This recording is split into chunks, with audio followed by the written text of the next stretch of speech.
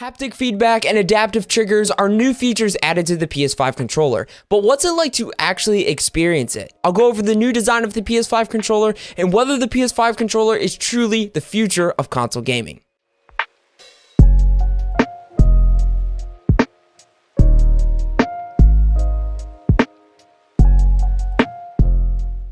My name is Jaden, and on this channel, I tend to stick to product reviews, posting once a week on Saturdays at 12 o'clock. So if you guys are new here, consider subscribing. In addition, I do stream over on Twitch, so if you'd like to catch me live, my link is in the video description below. Let's start off with the design of the new PS5 controller. With every new console, there's a whole new controller design, and you either love it or hate it, so let's talk about it. When it comes to the actual PS5 controller, they did make a few changes to it. The handles are a little thicker and longer. This is nice because on the DualShock 4, I would occasionally feel like my pinky would slip at the end. Having longer handles makes it a lot more comfortable while holding. It also weighs a little bit more than the DualShock 4. The DualShock 4 weighed around 215 grams, whereas the PS5 controller weighs 282 grams. Now, while it's not a really noticeable difference, I do find it to be a lot more comfortable. Typically, a more weighted controller feels better in my hands, and that's the case with the PS5 controller. You don't want something too light where you can barely feel it. Now, if you look very closely at a PS5 controller, on the back panel, you'll notice some texture. And if you look really closely, you'll notice that that texture is formed of little squares, triangles, circles, and X's, and it makes up the texture grip on the back panel. This is super great because it allows for more grip, especially with your pinky and ring finger. If you ever find yourself in a very stressful moment in a video game and your hands start to sweat, the texture grip on the back panel of the controller will really help with that. You won't have to constantly take your hand off the controller to maybe wipe the sweat off or anything like that. It still allows you to grip the controller with comfort.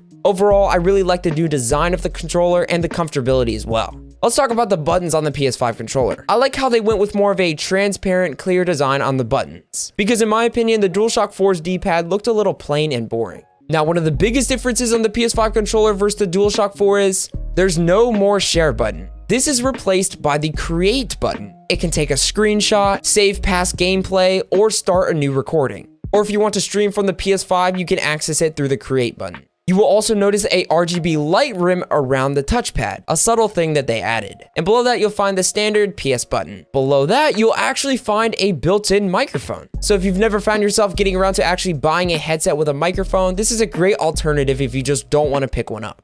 Now, this microphone does pick up all the sounds around you, so just keep that in mind. If you're somebody that doesn't want to use the microphone, you can simply click the mute button. I don't really recommend using this microphone as it does not provide the best quality. You're better off buying an inexpensive headset with maybe an external microphone, but a cool feature nonetheless. Taking a look at the back side of the controller, let's look at the triggers. L2 and R2 have a deeper pull. Occasionally on the DualShock 4, my fingers would slip when pulling the triggers, but I've never found myself doing this since the triggers are significantly longer. Nothing crazy, but a good amount so my fingers don't slip off the triggers. You'll also have your standard 3.5mm headphone jack if you want to plug in a wired headset. On either side of the headphone jack, that's where you can actually set the PS5 controller on a charging dock if maybe you have more than one controller. A noticeable change that the PS5 controller does not have is actually the light bar. If you remember on the DualShock 4, it had that light bar, and I found this to be a really cool feature. But on the PS5 controller, that's completely eliminated. If you're someone who was a big fan of that like I was, it kind of sucks to see that go.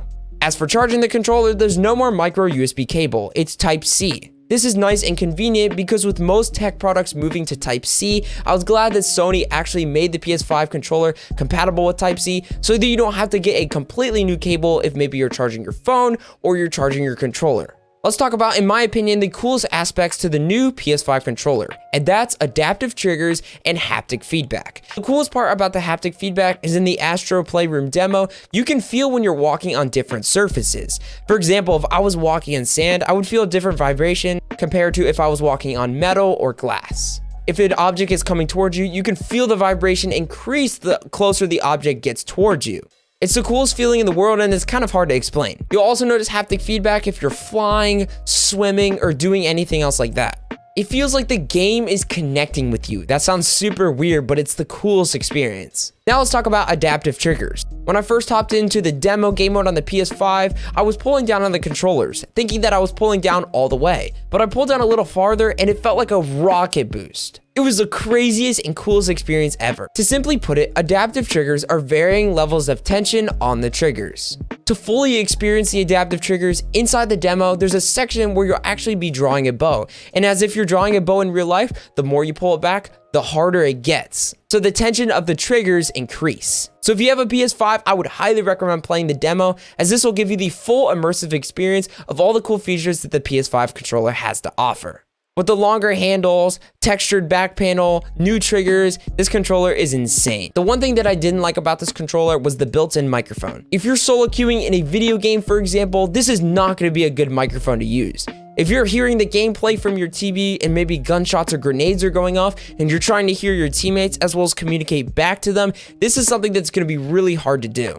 So picking up a wired headset with an external mic will really help if you're playing more competitive games. But if you're playing maybe campaign games or other casual games, you can just mute the mic and this won't be necessary. To conclude, the new technology inside of the PS5 controller is quite outstanding, and I'm super excited to see how games are going to incorporate the adaptive triggers and the haptic feedback. If you guys did go on to enjoy this video, don't forget to hit the like on the video.